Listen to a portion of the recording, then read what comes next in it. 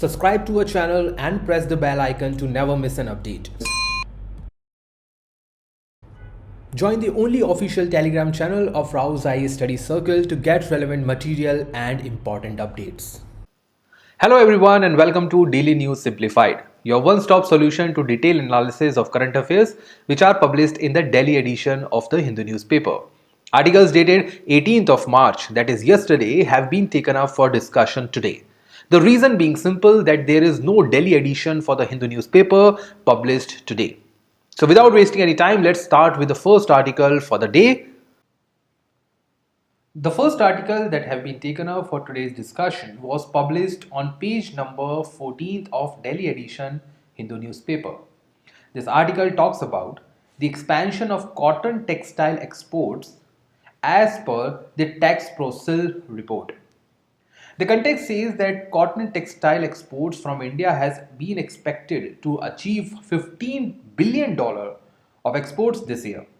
This was claimed by Cotton Textile Export Promotion Council, that is also known by the popular name Tax-Pro-Sil. It is a good news because government has been targeting to achieve at least $12.5 billion of exports in this regard. And the sector has already achieved beyond its target even in the 10th month of the financial year.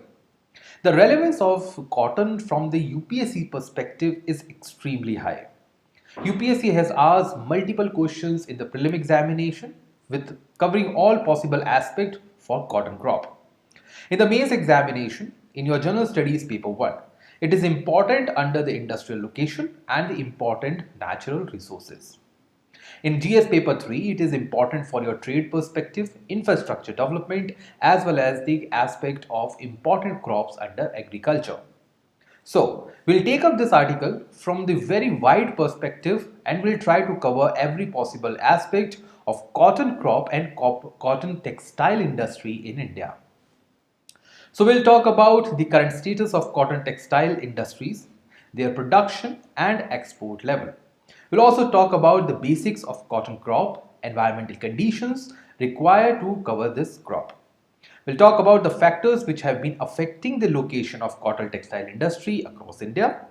We'll talk about some of the issues faced by the textile industries overall in India. Then we'll talk about the gradual shifting of cotton textile industries from its core center of Mumbai to other parts of the India. Then we'll move towards the schemes which government has launched in order to promote the cotton textiles. And lastly, we'll talk about the agency which was mentioned in the article, such as Cotton Textile Export Promotion Council, in little bit detail. So let's start with the historical aspect or importance of this topic. As you can see on your screen, UPSC has asked cotton related question multiple times in the past few years. And they have covered not only the geographical aspect but also the economic aspect of this crop and sometimes even the historical aspect. As you can see, it was asked in 2018 as well. And many of the questions in the prelim examination have found cotton to be one of the options given in the question itself.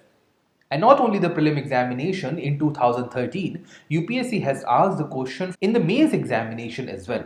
The question was simple and straightforward. It asked about the factors which were concerning the decentralization of cotton industries across India. Now, given this high relevance, it is important for the student of the UPSC preparation to know about each and every possible aspect for cotton crop in India. So let's start with the current status.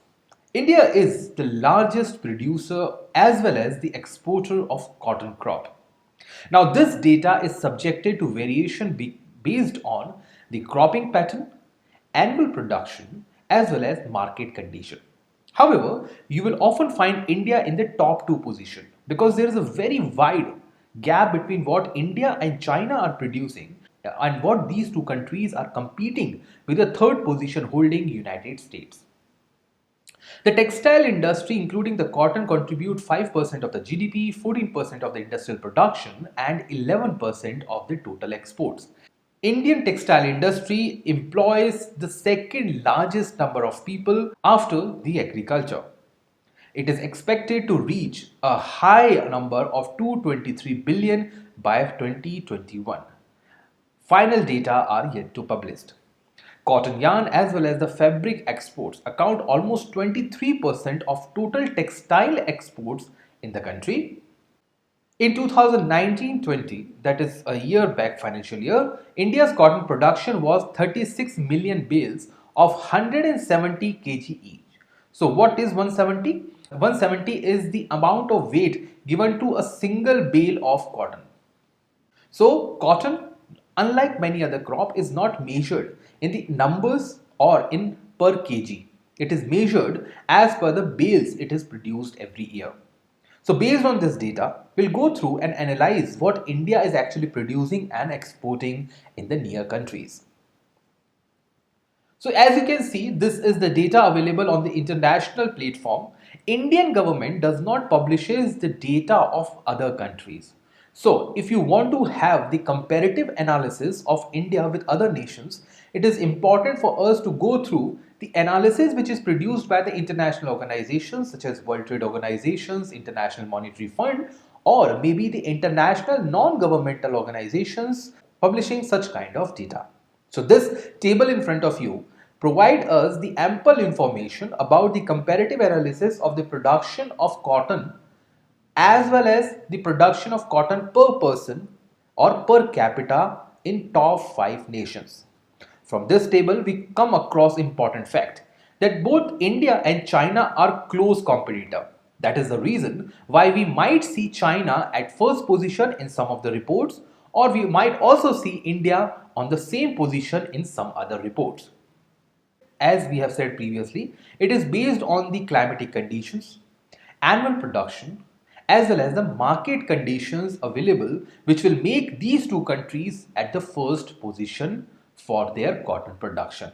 However, irrespective of their position at first or second, they will always remain ahead of United States, which is far behind in its actual or absolute production. However, as the population of United States and Pakistan is far below that of India and China, their per capita production is high. And this is the reason why both these countries are very high exporter also. Now, from this table, which is provided by the Ministry of Commerce and Industry, we come across an important fact that by 2016, Pakistan was the highest importer of cotton from India, followed by Bangladesh, China, Vietnam, and Indonesia. As this is almost 5-year-old data, but it is very authentic and it will give us the important picture that what countries are importing cotton from India. So this table clearly proves that India's neighboring countries are far more importer of cotton from India. Then we move towards the important states producing cotton in the country. From this table, we come across that Gujarat is the first or the top state producing cotton. The yield in Gujarat is high, and that is the reason why it is also producing the highest amount of cotton despite having lower numbers of area available. As far as area under cultivation is concerned, Maharashtra holds the first position for having the largest area under cultivation for cotton. Surprisingly, there are certain northern states, including Haryana, Rajasthan, and Punjab, which are also producing the cotton crop despite having some of the extreme level of climatic conditions. Now, when we talk about the climatic conditions, well, cotton being a crop of tropical and subtropical region is subjected towards the climatic condition to a very large extent. As the crop is subjected to the very large extent of climatic conditions, so is the availability of the raw material, and so is the situation or location of industries based on the cotton textile. So if we go through the basics of the cotton crop, which is required before understanding the location of the industry, most of the cotton is grown in tropical and subtropical region because cotton crop cannot tolerate the extreme form of climatic conditions. Hard frost is injurious to cotton. Hard frost simply means that the temperature is extremely low and humidity is very high. This cotton crop also requires a moderate amount of rainfall or precipitation. Extreme level of precipitation or deficit level of precipitation may damage the quality of cotton flour. The crop requires high temperature, but extreme high temperature is avoided. Bright sunshine is required in order to reduce the moisture from the environment. It requires clean sky, not the cloudy one, for the flowering stage. A light, well drained soil, important one being the RAU'S soil or the black soil, is required to retain the moisture because the cotton crop requires the retained moisture and not the drained moisture. So the cotton crop which is grown in northern part of Rajasthan, Gujarat or even Haryana are grown in the alluvial soil, the soil which has low capacity to retain the moisture. On the other hand, the Deccan part, especially the western Deccan part, has been known for RAU'S soil or black soil. And this soil is known for high clay content. As a result, the soil is in position to hold the moisture for longer period of time. So limited amount of water is given in order to produce this crop, and that limited amount of water is also suitable for maintaining the moisture inside the crop plant. As it is a kharif crop, it is grown during the summer season and it requires 6 to 8 months to get mature. Now, based on this basic geographical conditions, the output is determined and so is the location of industry. So if we go through the basic map of cotton and jute growing areas, now this map is already given in the NCERT books of geography at higher secondary level. So the dark zone located in this map shows the location of cotton growing areas. The upper part is subtropical area while the lower part is tropical area. As cotton does not require high amount of water, and that is the reason why this cotton crop is not limited toward the river banks or the deltic region, while the jute crop is mostly subjected towards the deltic region with high moisture content. If we go through the important factors which determines the location of the textile industries, well, these are the following. The first one is the processing technology. Low level of technology will reduce the amount of production. So, the location of the industry will be based on the availability of the highest degree of technology. So, areas which can provide power loom technology will have more number of cotton textile industries. Then we require the right climatic condition, not too dry, not too wet. Very high amount of moisture may damage the crop and very low amount of moisture may also damage the crop. Then we require the constant and cheap power supply because textile industry require the running of power looms and power looms also require the 24/7 supply of electricity. So well power drained areas such as Gujarat, Maharashtra, Telangana, Karnataka or Andhra Pradesh are known to have these power looms because the power availability in these states is extremely good. Then comes the availability of raw material. So the cotton textile industry is not a weight losing industry. So the amount of cotton which is produced on the field is the same amount and weight of cotton which is being transferred to the textile industries. So it is beneficial to reduce the cost from the field to the industries. Then comes the availability of cheap labor. Cotton crop and the cotton flower require the plucking by hand, and higher number of labor is required during these plucking time. Same is available towards the textile industries also. Even in the case of power loom, the number of employees required are not less. These labors are required even from the growing to the transportation to the packaging and other related stages. So, availability of cheap labor also determines the cotton textile industry. Western part of India is abundant with the supply of cheap labor. So, we have seen the geographical model of location of industries and the cheap labor is being transferred from the poorer states such as Bihar, Jharkhand, Uttar Pradesh to these important industrialized states. Then comes the market orientation. So India is a nation which has a very high local demand based on its demography. And not only that, good quality of cotton textile industry has also been catering to the demand which is seen overseas. So Indian cotton textile industry is booming because of these two important demand generating factors. Then comes the important government policies and financial support. So government has come up with numerous schemes that we will discuss very shortly. The one most important initiative taken by government was to start producing the BT cotton that has brought a quantum jump in the cotton production in the industries. So it has ultimately led to the booming of the cotton textile industries as well. Now we will come to some of the issues which are faced by the textile industries in India. The first one is that there is a stiff competition which India is facing from the international players such as China, Bangladesh and Vietnam. China is booming because of its technology. Bangladesh is booming because of cheap labor and Vietnam is booming because of high degree of foreign direct investment. The next issue is obsolete machinery and automation. Still, in the backward areas of India, we see that there is a high degree of handloom which is used against the power loom. Handloom reduces the number of production per unit and it also raises the cost of production because the labor cost is increased. It is also less efficient and number of output is also low.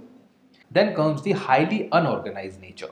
Most of the industries in textile sector in India are highly unorganized. They are based to the source of raw material and even if they are producing at a good efficiency, they are not being able to cater or they are not being able to capture the actual amount of investment available or the opportunities being available by the government for the nature for being that they are highly unorganized. Then is the issue of rising utilization of synthetic fibers across the sector. So cotton textile, which is being utilized at a higher position for merchandise and other apparels, is being replaced by synthetic fiber. Take for instance, cotton clothing was highly used as a packaging purposes or carrying bag across India. But with the rise of synthetic fibers, they have been replaced. So when demand is replaced by other synthetic fibers produced by the machinery, it will impact the overall textile industries in the country. Then we have the mismatch of labor supply and their demand. The demand made by the cotton industry is not being met by the supply of labor because it is a seasonal industry, so there is a lack of demand and supply. Then comes the issue of skills. So people or the labor who were employed in the handloom sector find it difficult to have an approach or a direct employment in the power loom sector because they lack the adequate skills. And lastly, we have the rising cost of raw material because there is a quantum jump of about 2000 rupees per bale of cotton in India over the past 2 decades.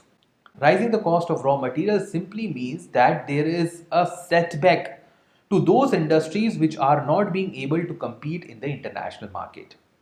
Now, given this important issue, there is a one more observation that have been seen in India. And this observation is that the cotton industries have been shifting from its nucleus, that is Mumbai, which was the core center before independence, towards the Coimbatore, Nagpur, Bangalore, Indore, and other sectors for their establishment and expansion. The reasons being simple. There is a better transportation and railway lines penetrating deep into the peninsular India. There are coal producing areas, so power availability is ample in and around Nagpur. There is a wide markets with port facilities available in Kolkata. There are better financial services available. The cost of land has increased considerably in Mumbai. So setting up an industry in the core sector or the core area of Mumbai is now very high. These industries have either been shut down or have been replaced by the residential buildings. And the last reason being that there has been a shift from large integrated mills to the small power looms. And this has created the informalization as well as the smaller sector generations which can easily be countered by these small cities. So given these important problems, the government of India has come up with these many schemes. The first one is the Project Sure. SURE stands for Sustainable Resolution. This is to set up the safe course of fashion industries in India. So government will provide the fashion industries to generate their own brands, apparels, as well as the exports capacities, and this will create the extra demand for the cotton textile industry. There is a scheme for integrated textile park. This will provide the potential for high growth industrial sectors that would be established across India. Government has also amended its Technological Upgradation Fund scheme, also known by the name ATUFS. This scheme has been providing the credit link central sector support to this cotton textile industry. Government has also come up with the Power Tax India scheme, which will provide the incentives to promote the power loom in the country. These power loom sectors will increase the efficiency, reduce the burden of excess labor, and will make India's cotton more competitive across the world. And lastly, government has also come up with the Samarth scheme. This will provide the enhancement of the skills in order to absorb the labor coming from handloom sector to the power loom sector. And because of these many schemes, over the past few years, Government of India has been able to create larger production, larger consumption, as well as larger export of cotton textile in India and even outside it.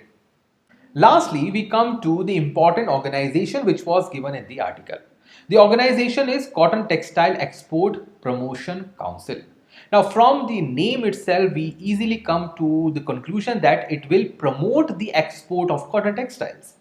So, it was set up by the central government in 1954 as an autonomous sponsored company which is functioning on the basis of non-profits. It is popularly known as Tax Procil. It acts as an international face of India to promote the cotton textile and their exports. It connects the international buyers with the local suppliers. So if a farmer or if a small industry or a firm in the cotton textile want to sell their product, let's say in United States, so Tax Procil will provide them the platform to connect to the buyers in the United States, and direct linkages will be created. They provide the regular updates on the international product trends, the trade related issues, technological advancement, latest development, including the development in the emerging markets as well as the price discovery. Now, given this entire discussion on the cotton textile industry in the country, I will leave you with this question to practice. Now, read this question carefully and try to answer within 150 word limit. And also, I will leave you with this question to practice for your upcoming prelim examination. Now, read this question carefully and try to answer as question number 1 in the comment box. Let us now move to the next article for the day. This article appeared on page 1st of Delhi edition Hindu newspaper and talks about two important aspects of India and Sri Lanka. The first one being the India's international trade with respect to Sri Lanka, that is important for your general studies paper 3. The second aspect is India's relation with its neighborhood. So this is part of your general studies paper 2 under India's international relation. The article says that India has extended a $1 billion credit to Sri Lanka. And this credit is based on the line of credit that India will provide to Sri Lanka for meeting its important demands in the near future. Now, the context says that this 1 billion credit will be facilitated to Sri Lanka to assist the island which is going through its worst foreign exchange crisis. India has also been through that crisis during 1991. And this credit which India will provide to the Sri Lanka will help it to procure food, medicines and even some of the essential items. Now, the reason for this being that India is following the neighborhood first policy. So, whenever India is providing any kind of help, neighborhood will be taken for much more priority. The other reasons are actually the domestic reasons of Sri Lanka. The first one is that Sri Lanka is going through the worst financial crisis of its history.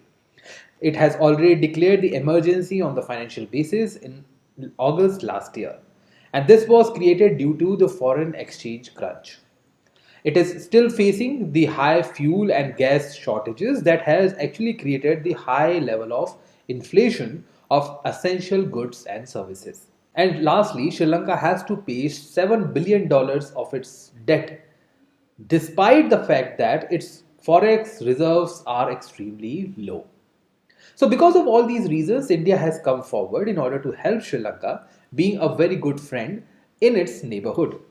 So far, in the past, India has extended almost $1.4 billion support to Sri Lanka.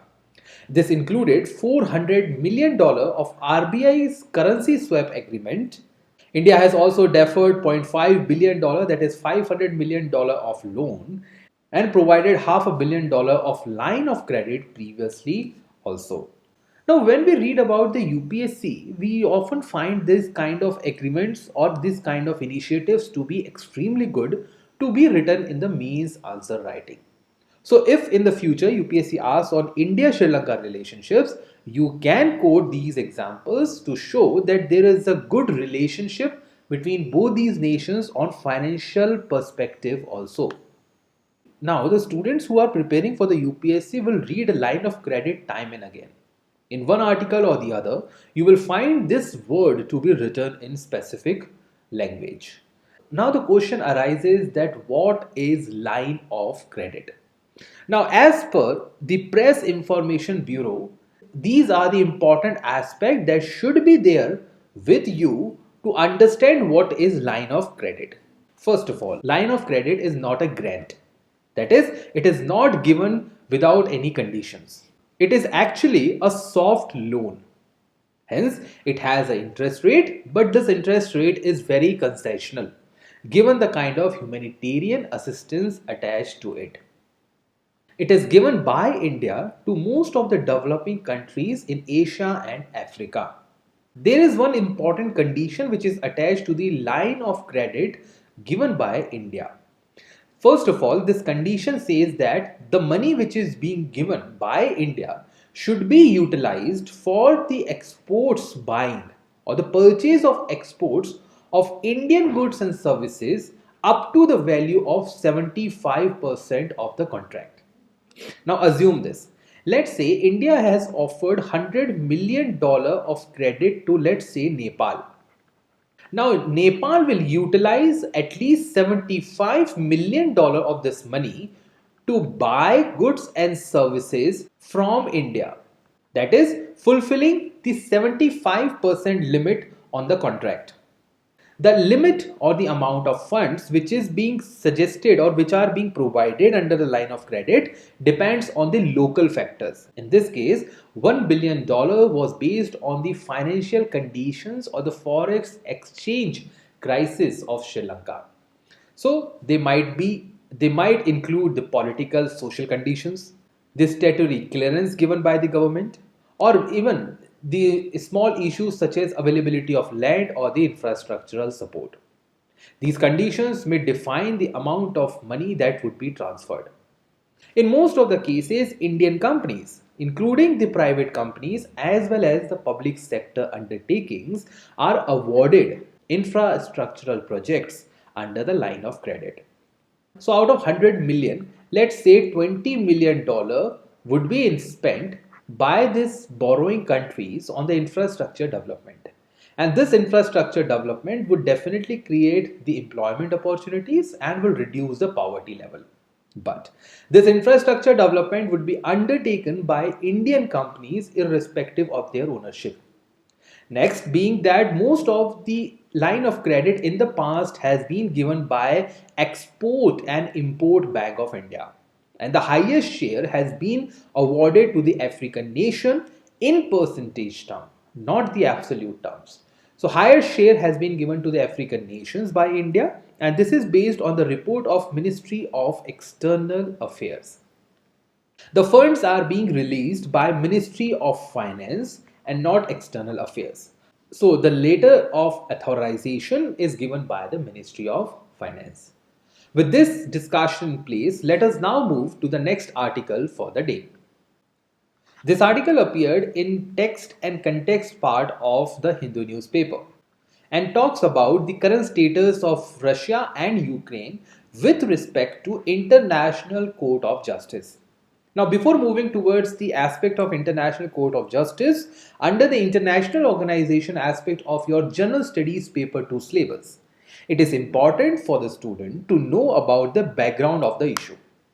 Now, background of the issue is that, as we know, there is an ongoing war between Russia and Ukraine. Now, Russia has said on the international platform that there are two reasons which are in Ukraine. The first one being Donetsk and the second one being Luhansk. Both these regions in Ukraine are dominated by Russian speaking people. And these people are being subjected to genocide by the Ukrainian authorities. And as a result, Russia has intervened and has created such a situation that have been termed as a war in the international stage. Now, Russia has termed the Genocide Convention to be as a criteria for its intervention. Ukraine, on the other hand, has demanded the International Court of Justice to intervene and remove this condition created by Russia to take the advantage of such convention to invade Ukrainian territory or even kill the innocent people of Ukraine. Now, if the judgment of International Court of Justice says that yes, Russia is wrong and Ukraine is right in its approach, or if it takes the decision based on the Genocide Convention, International Court of Justice will release the binding provisions on Russia. But the real issue is not that. Despite imposing the binding principles under the United Nations, as both these nations are part of United Nations as a member, even putting the binding provision on the Ukraine, International Court of Justice does not have power to impose those restrictions or the sanctions. Even if those sanctions are being imposed, this organization or this court does not have power to oversee them or to get into whether these provisions are violated or not. The conclusion is that International Court of Justice power with respect to reducing the war crime is very, very limited. So despite all the efforts made by Ukraine in this regard, the outcome from the International Court of Justice would not be in a position to reduce Russian invasion in Ukraine. Now, from the international perspective, as role of India or the impact on India has already been discussed in the DNS dated 11th of March. So now we will move towards the other aspect, which is being based on the prelims factual knowledge. Now, from prelims factual knowledge, it is important for us to understand what the International Court of Justice is. This organization was set up in 1945 and formed in 1946 as one of the principal organizations of United Nations dealing in the judicial manner. This is one of the six primary organization or the main organization of United Nations. It is a successor to the Permanent Court of International Justice, which was created under the League of Nations. As we know, after the World War II, League of Nations was dismantled, and because of this, the Permanent Court of International Justice also came to an end, and it was replaced by the International Court of Justice. It is advisable to the students to do not confuse the International Court of Justice with International Criminal Court. International Criminal Court actually deals with the crimes created by the individuals. And here the petition from the states are not as much important as under the International Court of Justice. However, the headquarters of both these organizations are situated in Hague, Netherlands. International Criminal Court was established based on the Rome Statute and started functioning in 2002. So it is a new organization, and the number of members in International Criminal Court is far less than of the International Court of Justice. As we have said, the headquarters of International Court of Justice is at The Hague, Netherlands. The basic objective is to settle the international disputes which are based on international laws. If the dispute is not based on international law, international convention, or if any country try to impose its own domestic laws for international relations, that will not be entertained by this court. So it will take the precedence from the international law. Legal dispute which are submitted by the states only, so individuals are not allowed here, and it can give the advisory opinion on the legal questions as well. It has 15 judges, one of them is from India as well, and his name is Dalveer Bhandari. These judges are appointed for 9-year term and being selected by the United Nations General Assembly as well as the Security Council separately.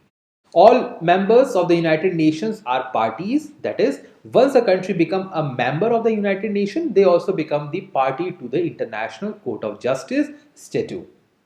It simply means that there will be automatic jurisdiction of International Court of Justice applicable to the member countries. The most important issue attached to the International Court of Justice is that there is no way that it can ensure the compliance of its order. They are binding. However, proper compliance and follow-up is not assured by these court. The judgments are final and they are binding. But compliance is subjected to the country itself. That is the reason why Russia does not seem to take this matter very seriously. Now, from the mains perspective, it is important for the student to understand some of the issues which are being faced or the limitations which are there with the International Court of Justice. The first being that it does not have jurisdiction on the individuals. So it can target Russia, but it cannot target Vladimir Putin.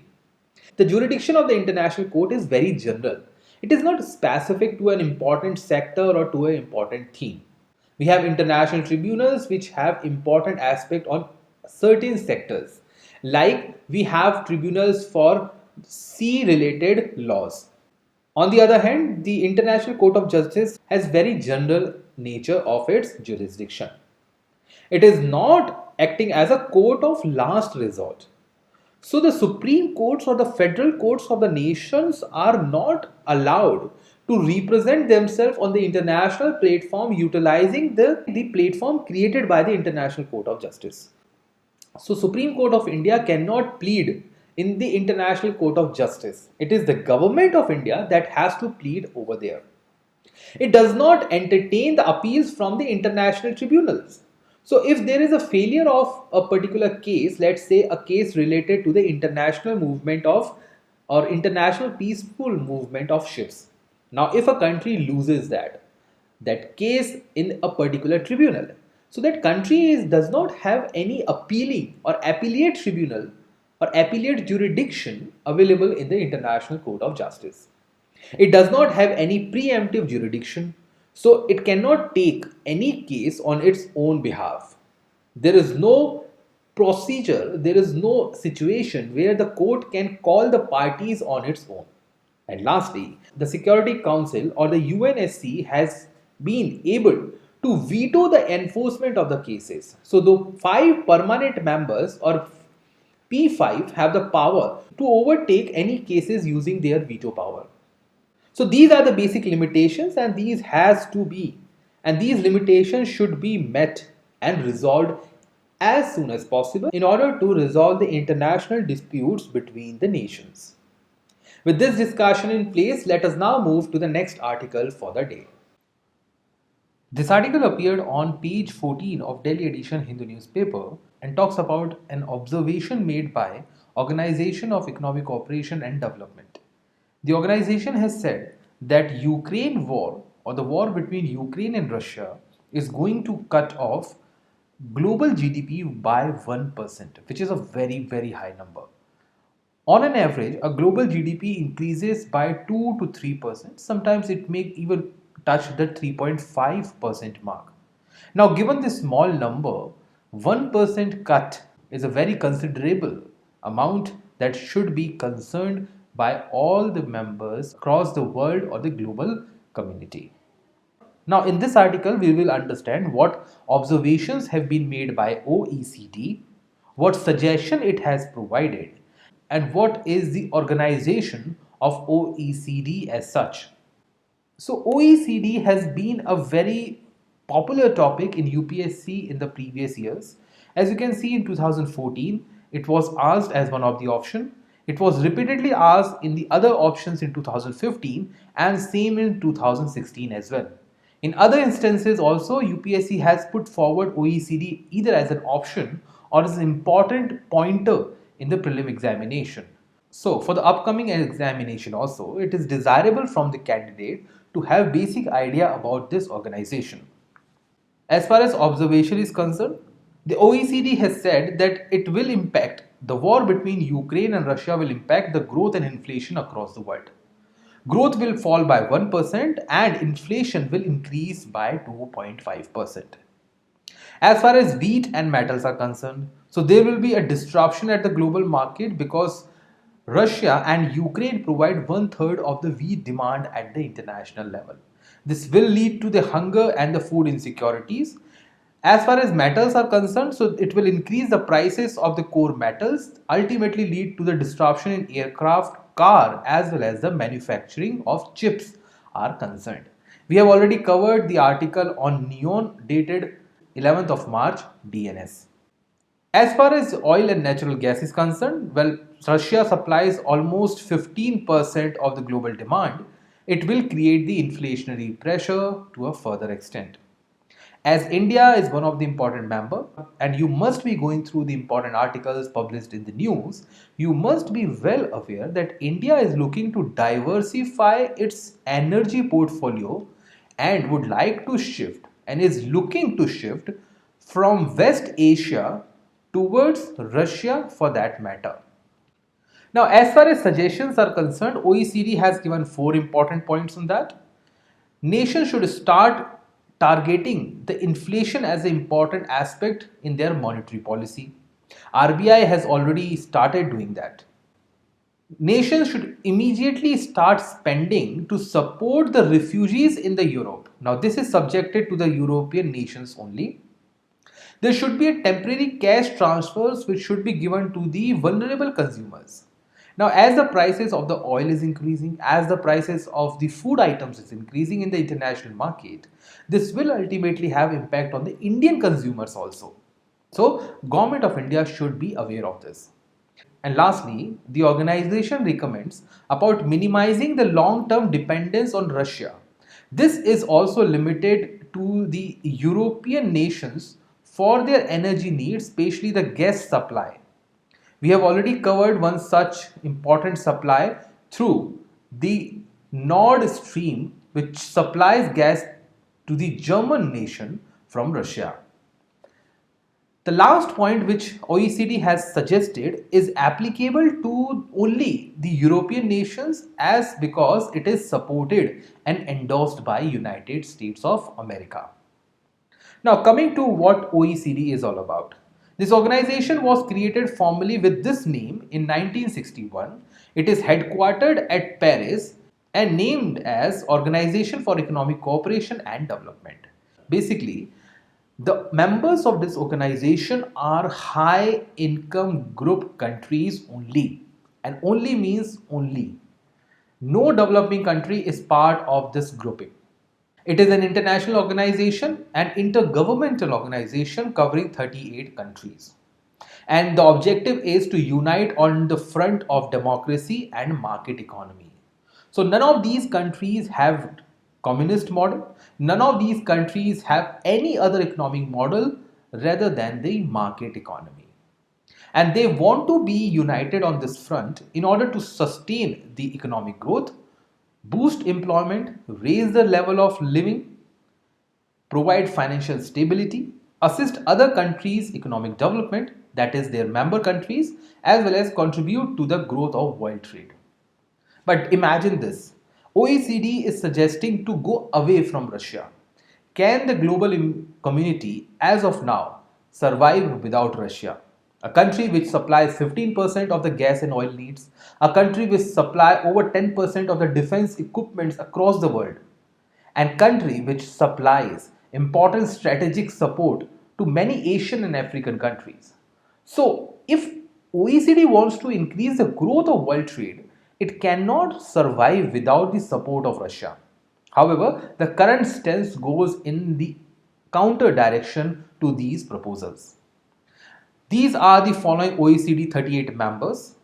The last members which joined the organization including Chile in 2010, Estonia, Israel and Slovenia. From the map itself, it is easy to understand that the member of OECD are from North America, one member from South America, almost the entire Europe, two countries from Asia, and we have Australia and New Zealand. All these are very, very rich countries from their economic perspective. Given this discussion place, let us now move towards the last part of our today's daily news simplified, that is question of the day. The answer to 17th March question was option C, which means both the statements given above are absolutely correct. Today's question says that which of the following statement is true with respect to International Court of Justice. So read all the statements carefully and try to answer in the comment box. With this, we come to the end of today's Daily News Simplified. Thank you.